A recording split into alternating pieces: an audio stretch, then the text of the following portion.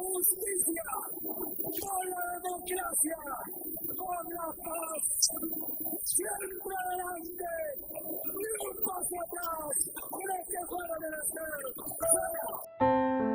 Hay hombres que nacen para cambiar el rumbo de un país, aunque a veces, por ese mismo motivo, mueren antes de tiempo. Luis Carlos Galán Sarmiento fue uno de ellos. Un político brillante y carismático, un hombre que soñaba con un país limpio de corrupción, libre del narcotráfico y justo para todos. Pero su voz fue silenciada de la manera más brutal en uno de los crímenes políticos más impactantes de la historia de Colombia.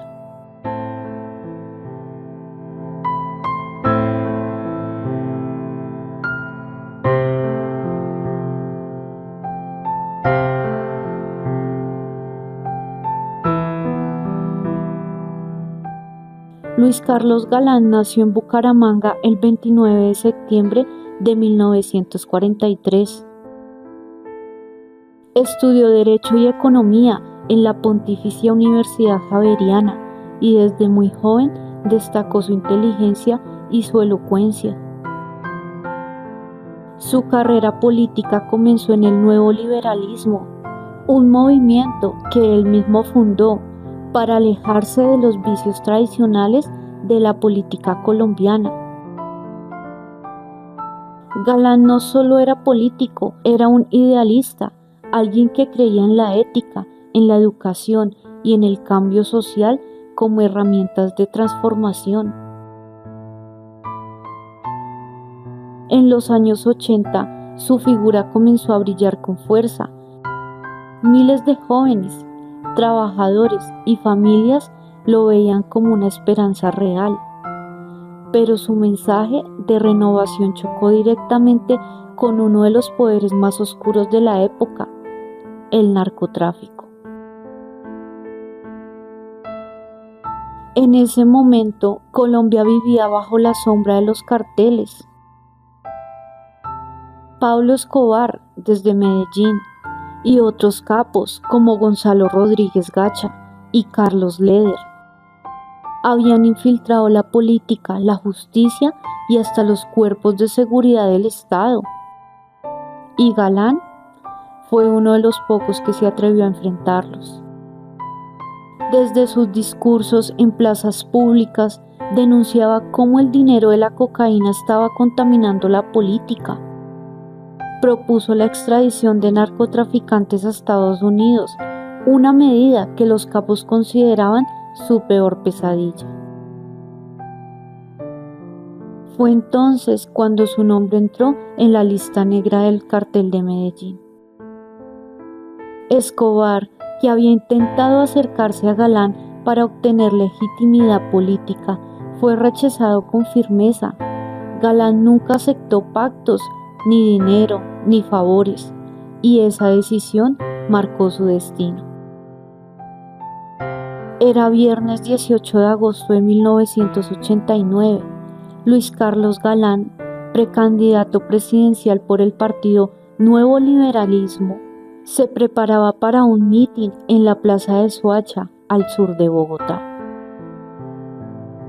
Eran cerca de las 8:30 de la noche. El lugar estaba repleto. Más de 10.000 personas lo esperaban con pancartas, banderas y arengas. Galán subió a la tarima acompañado por su equipo de campaña, entre ellos su escolta Santiago Cuervo y el concejal de Soacha, Julio César Peñalosa. Pero en la multitud también estaban los asesinos. La seguridad de Galán había sido alterada misteriosamente ese día. El grupo de escoltas habitual fue reemplazado por otros agentes, algunos de ellos infiltrados por el cartel. Mientras Galán se dirigía a sus seguidores, Jaime Eduardo Rueda Rocha, armado con una subametralladora, comenzó a disparar. 5 balas, de las cuales 2 impactaron contra su chaleco, 2 debajo de él, impactando el bombillo del camarógrafo Luis Lucho Calderón, y una impactando principalmente contra la aorta abdominal, lo que casi de inmediato le produjo un paro cardiorrespiratorio. El caos se apoderó de la plaza. Gritos, llantos, confusión. Los escoltas, también heridos, reaccionaron, pero ya era demasiado tarde. Galán cayó al suelo, gravemente herido, mientras lo subían desesperadamente a un vehículo para llevarlo al hospital de Bosa, a donde llegó aún consciente. Eran las 8:45 p.m. Luego fue trasladado al hospital de Kennedy. Los médicos intentaron reanimarlo durante varios minutos, pero el daño era irreversible. A las 9:30 de la noche, Luis Carlos Galán Sarmiento fue declarado sin vida. La noticia recorrió el país en segundos. Las estaciones de radio interrumpieron su programación. Los noticieros improvisaron transmisiones en vivo y Colombia entera se sumió en un silencio devastador. Esa noche, el país perdió no solo un precandidato presidencial, sino a una de sus últimas esperanzas de cambio. El atentado fue planeado meticulosamente. La orden provino del Cartel de Medellín, con Pablo Escobar y Rodríguez Gacha como autores intelectuales. Pero no actuaron solos.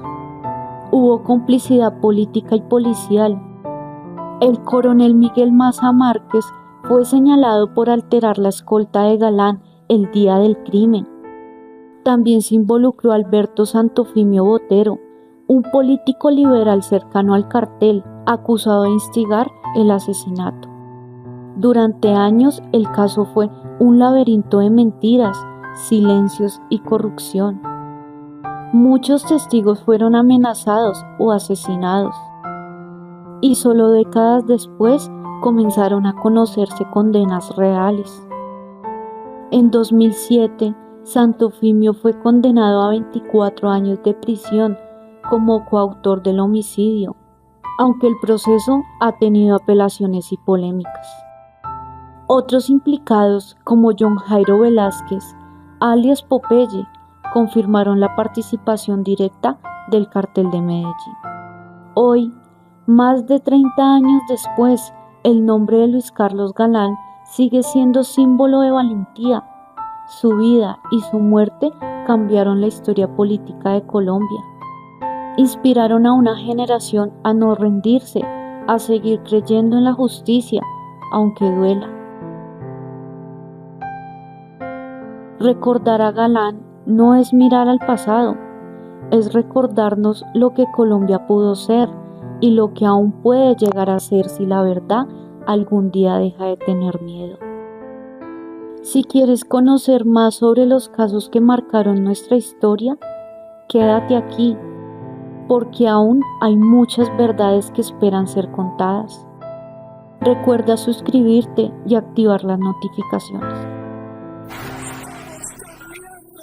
La conciencia del pueblo colombiano como lo necesita y lo requiere para progresar en verdad, para adquirir dignidad, para adquirir plena conciencia de sus derechos, para no ser una nación marginal, secundaria, para que no le vuelva a dar vergüenza a ningún colombiano al presentar